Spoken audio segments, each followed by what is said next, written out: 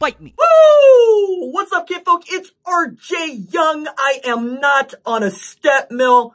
Welcome to Fight Me with myself, something I do regularly. Today, we're going to get into how soon is too soon to offer a child, like a 7th grader. What is the committable offer versus uncommittable offer? And why I know Nike is freaking out about Zion Williamson's blown wheel. But first, Lincoln Riley. Talking about his new quarterback, Oklahoma grad transfer, Jalen Hurts, who, by the way, was not the biggest star in attendance at OU Texas Saturday. You also had the Kyler Murray. You had Buddy Hield show up at 11 a.m. and then drop 34 on Oklahoma City. My goodness. And there's this great shot taken by my buddy John Hoover that got all of these folks into one shot. But why was all of this on display? You might have known that Oklahoma had its junior day, its second junior day, yesterday. Had a bunch of 2020 and 2021 recruits in to try to show them what it looks like at the Halladome of Heisman. 7 rings, 7 titles. Ariana taught me that's the best way to put these are a few of my favorite things. I mean, I don't mean to brag, but we put it in the bag. Big 12 championships, at least. That's kind of what it gets after here. Look, I like Junior Day because you get to show off what you've done for the past year. If you're Oklahoma, that's a lot. You get to show off back-to-back Heisman winners. You get to show off potentially back-to-back first-round draft picks. You get to have Kyler Murray talk to the media, local media, for the first time since the Orange Bowl. So it's really been about 2 months since Kyler Murray had anything to say to local media, and you can take that for what you want.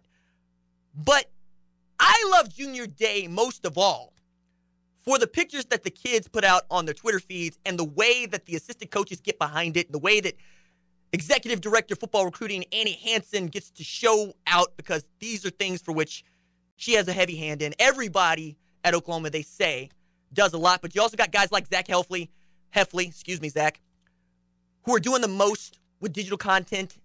As a matter of fact, I love watching the way this all comes together, and they do this a couple times a year. The next time you're going to see something like this will be the spring game, for which we will all be waiting to see the guy that Lincoln Riley was just asked about, Jalen Hurts, play in something that looks like a Sooner uniform. It obviously won't be what he's doing on August 31st against Houston.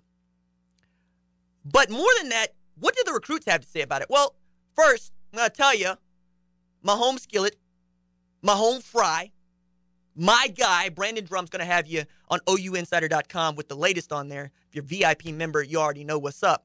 But I can tell you from who I've spoken with, it went well. It went so well. A lot of folks were freaking out because Lincoln Riley used some new emojis last night. He used a green check mark instead of the eyes, and people are freaking out. Like, what does this even mean? That's awesome, all right? Everybody's going to find out what it means in due time, like everybody does. But the way that Lincoln can continue to make himself relevant, to make Oklahoma relevant to its fan base, to understand what people want and how they want it, I think that has been what I've been most excited about since Lincoln Riley became the head football coach at Oklahoma. Not so much the Heisman, although, you know, back-to-back, you're not going to pull down anything but my collar, right? The 4 straight Big 12 championships for which he's been a part of, man, let's see, 2015, 2016, 2017, 2018. Yeah, Lincoln Riley's been a part of all of those. And now that you can bring about this kind of excitement in February, when not a whole lot of people really care about college football, and you get to see what recruiting looks like, and you get to understand what it is that Oklahoma is trying to sell in the same way that other programs are trying to sell themselves. You know, Oklahoma's not the only program with junior days, man. So it's not as if you don't have heavy competition to try to get these kids to come across the country on a particular day for a visit. You know, we talked about having Kendall Milton come through. He's going on a tour. You went to Texas on his tour. It's a 5-star running back. You also got other guys in the mix. You got guys like Jacoby Covington in the mix. But you also got 2021 guys like Kendrick Blackshear, who is 6'2", 245, and a 2021 prospect. That means he graduates in a couple of years. So to be that big, you're going to have that many folks staring at you and looking at you. And so for Oklahoma to get him on campus, it bodes well. It's kind of how I felt about Tunamise Adeleye, Tunamise, coming in January.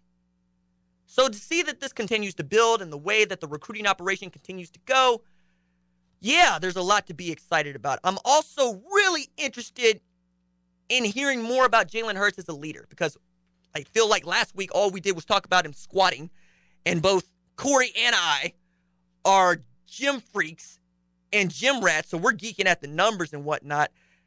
And after that, we had Alabama fans come after me talking about, yo, Scott Cochran did that. All right, man. Scott Cochran is a strength coach at Alabama, and Scott Cochran didn't do much at all in the way of making Jalen Hurts strong, because as I said, the man was squatting like that in high school. But to know that he showed up to the game, made himself available, waved at folks, know that Kyler Murray showed up with his Heisman when he should probably be getting ready to go football only, as he's been saying, to know that you got to win out of an Oklahoma men's basketball team that, quite frankly, ain't been great. And you could make a great argument that they kind of choked themselves to a win. Still good. Beating Texas, if you're an OU fan, it's always going to be good. 69, 67. It's like 42-28 at halftime, though. I don't know what to do with this basketball team. Sometimes when they play defense, I feel like, all right, they got a shot, and the Big 12 is loaded. You know, Texas Tech, Kansas State, Kansas. I don't know how I'm going to feel if Kansas gets beat by Kansas State for the Big 12 regular season title, because I was a sophomore in college the last time that Kansas did not win the Big 12 championship. I think Corey was out. Corey, when did you graduate from Oklahoma State? 2003. I'm sorry, 2006. Wait, so which is it, 2003, 2006? 2006. How you get confused? I started in 2003. I'm getting old, man. I mean, but I feel like all right, well. That was a long time ago. I mean, you saying that, but like, I don't want to make the hits to the head joke, but I want to make the hits to the head joke. I mean, I know you play line and whatnot, but, you know. CTE, man, that's real. Yo, well, see, and that's now. My fantasy team name is CTE, by the way. Been there for 2 years. Your fantasy team's name is CTE? It's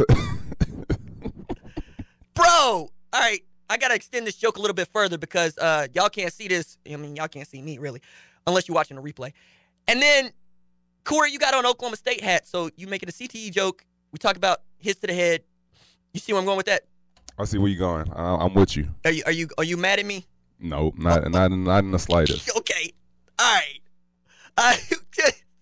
Corey. Wait, all right. So my fantasy football team name is Andre Krim's Tofu. I wonder how many people get that reference. Do you get that reference? I'm lost. You not a necessary roughness kind of dude? Man, necessary roughness. That's 80. That's Scott Bakula, huh? That's like 92, but yeah, it's Scott Bakula. Yeah. And Sinbad. Yep. And Jason Bateman as the coldest movie running back of all time. Fight me. I'm off Miggett. You know, I'm off of him. Y'all try to bring this longest yard dude up to me. Jason Bateman could not be tackled in necessary roughness, all right? Be running all over LL Cool J from Any Given Sunday. It's Sunday. Man, I love Sunday. Look, you know what else I love? I love Trey's Bar and Grill. It's run by my buddy Travis. Today is his birthday. He sponsors the show. Shout out to Travis. Trey's Bar and Grill is located at 108th and Memorial. It's voted Tulsa's best burger. Features award-winning chili. They got 11 TVs. It's the home of the Tulsa Steelers Fanatics. Whenever I go over there, I have the Shiner cheer, because he is the only place in town that has it, and now I am corrupted by it. Every time I go there, it's all I want to drink. Trey's Bar and Grill. Check them out on Instagram or Facebook. Tell them RJ sent you. When we come back, we're going to talk about one middle schooler who apparently is good enough to be a Michigan man, according to Khakis Jim Harbaugh. This is Fight Me with RJ Young on The Animal. We'll be back. Fight Me.